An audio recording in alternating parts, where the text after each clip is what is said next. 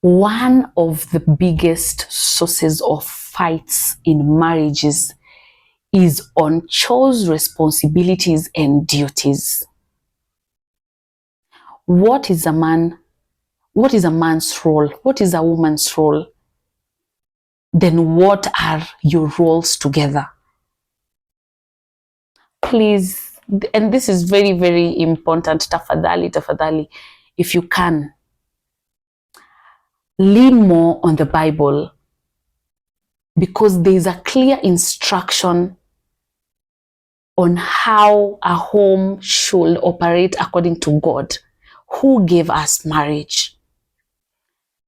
There is, if I'm speaking to someone that is not born again and is listening to me, then I also want you to understand there is the culture that you two agree on together as you start your marriage. Because marriage, we've said expectations and reality, these things are totally different. This is how you expect, and this is how the reality of the home will look like. In an African setup, the man is supposed to provide and provide. The woman is supposed to stay at home, work, sire babies, give birth, to countless kids. That is how an African home operates. Actually, sorry for that. Actually, way before the 21st century, a man's ego would be praised more when he has occupied, more wealth in terms of land and kettles. If their wives have given birth to countless kids, there's also the polygamy aspect of it. And those are some of the things that made men. For women, it was as simple as just giving birth and giving the man sex and ensuring the house is in order. Now, both of you are married, you're in the house. Both of you are working, all of you are working. Let us assume it's 8 to 5. So all of you are going to work in the morning, coming back in the evening. Because of traffic, workload here and there, all of you are very tired. So what is supposed to happen? If a man entered the marriage with the idea of, I'm supposed to sit and my wife is supposed to cook for me, she's supposed to serve me, my duty is to provide and ensure there's nothing is lacking in the house. So how does this home look like? Both of you are coming in, after 5 p.m. The wife has to go and start cooking, prepare for work tomorrow, your outfits and everything, shower. Now, after that, you guys maybe have fellowship. If you're Christians, then have whatever routine it is you're going to create for yourself, then, go to bed. Then, of course, because you were told you're supposed to give sex to your husband, and because your husband knows that he has to get sex, you guys go on. When you look at the time, it's almost maybe 11, or even 12. Then sleeping again, waking up, preparing breakfast for him, going to work again. The same cycle continues. What happens to this woman? What happens to this woman? She's not only going to get burnout from work, but from house chores as well, and also the marriage itself. Because there's marriage, there's work, there's the career, there's marriage, then there's the duties of the house. the roles. I don't know, roles, duties. Roles are those ones that you can do together. Duties are those ones that we are responsible for individually. So what happens to this woman? Let us also use an example where the woman is the one working and the man is not working, but these people are married. So you come from work, the man is the head of the family. So because he's an African man, he knows he's not supposed to clean or do these things. You know what? Ni kazi ya mwanamke. So you're from work, you're coming, you have to start cooking for this man, your husband. You have to clean the house because, you know, he did not do anything. He's not supposed to do these things because it will downgrade his ego. What happens to this woman again? We use an example of a man who is working and the woman stays at home. So this man comes from work very tired. If this is a man that works 8 to 5 but comes home to a wife that wasn't really used to, you know, house chores daily, like you're supposed to cook, you're supposed to serve this person. So this man is expected to still go to the kitchen, make something for themselves and come serve themselves. That is a shock that is going to hit all of you. And these things should be talked about before marriage. And I mentioned these things on money. I think I touched a bit of it on marriage. So please speak about these things. Create your own manual on how things should run in case any of the following, any of, you know, the examples I've given, if you guys happen to fall in any of the examples that I have given. Please, men, understand that the world we're living in is not the world our dads lived in.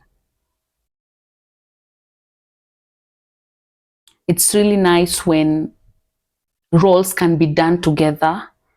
It's a beautiful way of experiencing love, washing utensils together, cooking together, you know, just cleaning the house together. It doesn't make you less of a man if you do it with your wife. And that is what the men that existed long before will not tell you. If you look keenly in today's world, what makes it even more beautiful is how we do things together. If you look at marriages that people admire most, it's those of, you know, couples that do it as partnership, collaborating together. If you're doing this, let me help you here. If you're working the whole day, how can I make it easy for you when you come back home? You know, how can I make things lighter for you? How can I show you care? If it's your wife working, it doesn't lower your ego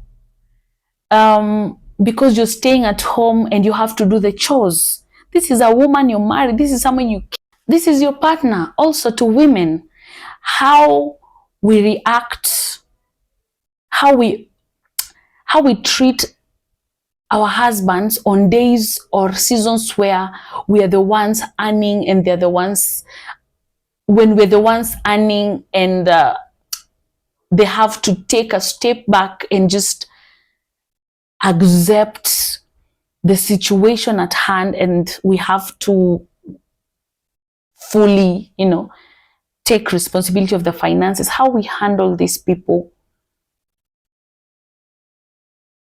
will matter, because if we massage their ego and encourage them, then these men will stand back on their feet and will take on their responsibilities as God wants them to do, provide for their families. But if we were raised to look down on men, it is in such days that they never forget when they're back on their feet. I do not agree with feminists because to them, marriage is 50-50. If I'm working and you're working, you can also come back and cook. I can also come back and it's what men can do, women can do. What women can do, men can do. And that is not the kind of marriage that I, as Anne, encourage. That is not the kind of marriage that God encourages. As Christians, we are to submit to these men, whether they have money or not. Their responsibility still stands, no matter the circumstances, their responsibilities still stands. Their roles, their duties. Same happens to women, wives. When they cannot really care the way they used to, maybe because they're sick or something is just going on and they cannot do their daily duties as wives, that doesn't mean they lose their positions as wives. What are we supposed to do? When we talk, what are we supposed to do when we are talking of roles, chores, and responsibilities? Talk openly, adjust, and revisit. Ensure that you guys have talked about your expectations before marriage. This is what I would love my woman to do. This is what I'm used to, but I'm also how do we call it? Willing to adjust for our marriage to be beautiful and for it to blossom. Let us talk of vision. The vision we enter marriage with. This is how sometimes our visions are very detailed, sometimes they are fake, sometimes they are blurry. Some people think marriage is it is for companionship, for friendship, and for shared dreams. Others believe marriage is hierarchy, where one is leading and one is following. Some enter marriage believing there's a spot in their lives that is going to be filled because they now have a partner to live with. Some believe marriage is enough. Some believe marriage itself is not enough. Guys, if you do not compare the visions you have and that of your partner before saying I do, then disappointments is inevitable. You will get disappointed and disappointed. There's something that made us connect to the kind of partners we have. There's how we saw them. There are these things they spoke of, and we felt like if we are to get married to these people, then there's how our lives will look like. So are you the kind of person that wants to buy into this vision that you've not seen yet? Are you willing to buy into this picture of a partner you've not seen yet? There are these dreams people have. I want to be so and so. I want to be like this. I want to acquire this. I want to buy this in the future. I want those things that we hear them speak of and draws us closer to them. And we feel like if we were to get married to this person, if I am to get married to this person, then our lives are going to look so good. There's buying and marrying into a vision that you've not seen yet. And there's marrying into a vision that you've seen come to life. If you do not compare visions before marrying each other, blame game will be a part of your lives every single day. Complaints after complaints. But you said you were going to become so and so. But you said you're going to, after 1 year, we're going to shift to a new house. But you said it will be like that most of the time. Please compare your visions and ensure that they are aligning. Ensure that it is a vision that you are willing to buy and marry into before saying I do. Let's talk of exes and the boundaries. Boundaries when it comes to boundaries with friends, exes, and family members. Once you have made it clear that you want to spend the rest of your life with a particular person, that means you have to cut ties with your exes. You cannot submit to this relationship, this marriage, while still in constant communication with your ex, a person that you once loved. These two cannot coexist together.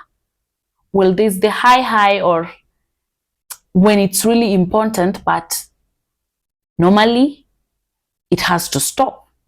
Same with friends with the opposite, gender. You cannot, there has to be respect to your partner, respect to yourself.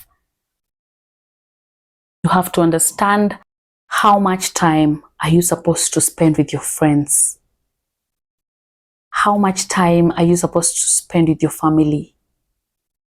You're going to create a different family. If you're married, then you know that your number one family is the one that you've created with yourself and your husband. So when we are talking of boundaries, we are simply saying that there has to be a difference with your time, with your communication, and your sacrifice. The number one person to get all these things should be your partner. There has to be a boundary, especially with the people of the opposite sex. There has to be a boundary when relating to your ex. There has to be a limit to when you get to even sacrifice some things, even if it's your family members, even finances, before the cost is cut down to, what family is supposed to get. All these things, there has to be a boundary because your partner comes first. There are some behaviors that cross line, and those ones are supposed to be cut off. There's what your partner will not tolerate. Even if the friends you're interacting with are friends that he knows or also interacts with, there has to be boundaries to ensure that your partner doesn't feel disrespected. Marriage is safer when there is a clear definition of what is okay and what is not. Some behaviors have to be clearly defined because unspoken boundaries create tension.